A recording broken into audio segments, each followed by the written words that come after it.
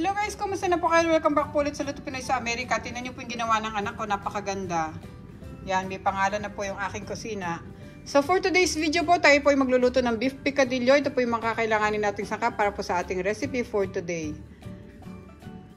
Umpisahan po natin dito sa ating cooking oil, garlic, onion, oyster sauce, black ground pepper, tomatoes. Meron po tayo diyang olives, ang ating raisins, green peas, beef cube, meron tayong patatas, water, yung carrot, tsaka po yung ating ground beef. Bali po yung ground beef natin, 91% po yung kanyang lean at 9% lang po yung kanyang fat, so hindi po siya masyadong mataba. At maglalagay po tayo ng konting asin. Okay guys, paki-check nyo na lang po sa description below lahat po namang kakailangan natin sangkap. At sa mga bago po din sa aming channel, sana po mag-subscribe kayo sa Luto Pinoy sa Amerika. At paki-check nyo po yung other videos namin. Maraming salamat po. Umpisa na po natin ang ating pagluluto ng ating masarap na recipe for today. Ang ating pong beef picadillo Pinoy style. Salamat po. Okay guys, nagpapainit na po tayo ng kawali. Diyan po natin lulutuin yung ating beef picadillo. Lagyan na po natin siya ng mantika. Lagyan natin yung ating bawang.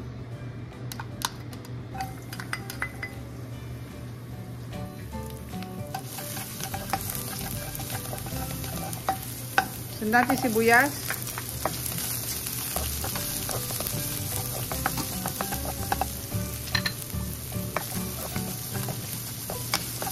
Lagay natin yung beef or yung ground beef.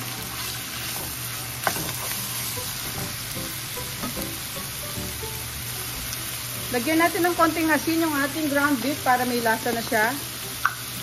Drizzle lang po. Yan. Haluin natin. Hintayin natin mag-brown yung ating ground beef.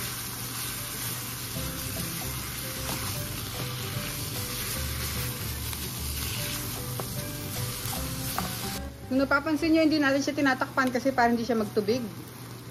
Gusto lang natin i-sear ng konti yung ating beef. Mamaya na natin siya tatakpan.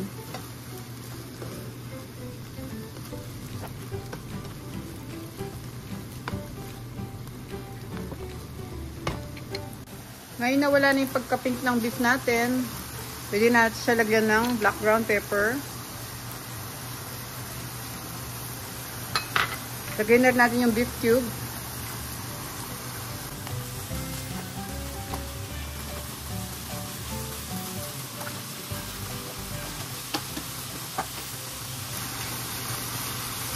Tapos sunod natin yung kamatis.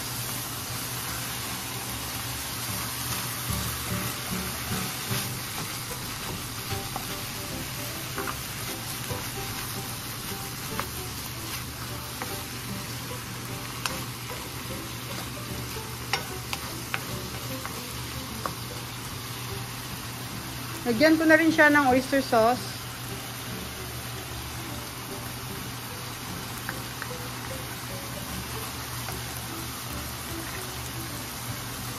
At buhusan na natin siya ng tubig.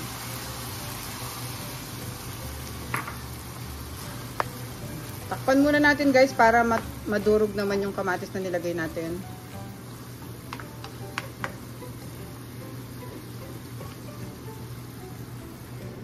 Takpan natin siya ng mga 3 to 5 minutes. Ngayon po, pwede na natin siyang buksan. Lalagay ko na yung patatas.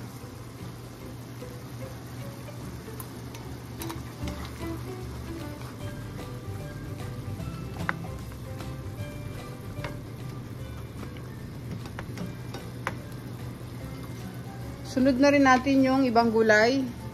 Lagyan natin yung carrots, green peas, olives, at saka yung raisins. Yan, para sabay-sabay na.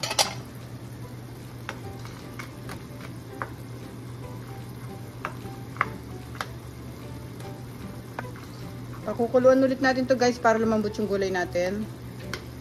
Balik natin takip. Guys, open na natin. Ayan, haluin natin siya.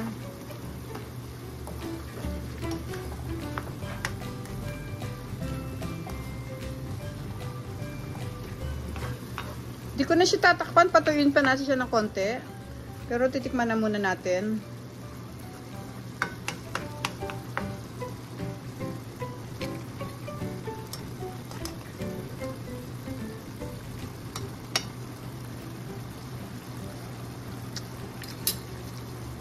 Sarap. Okay na sa akin yung lasa niya, hindi na ako magdadagdag ng asin. Hintayin lang natin siya matuyo pa ng konti.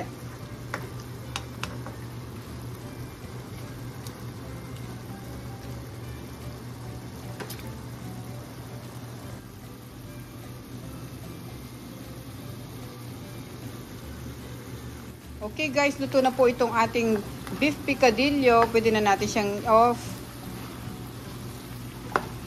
At ilagay na natin siya sa ating serving plate.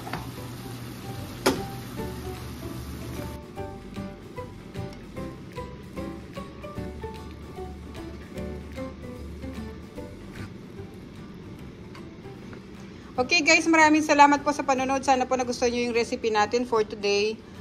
Napakasarap po nito. Try nyo po. Pwede po siyang palaman sa tinapay at kahit po pang ulam. Ingat po tayong lahat guys. Thank you so much po. God bless po. Sana po pakicheck nyo rin yung other videos namin. Thank you so much po.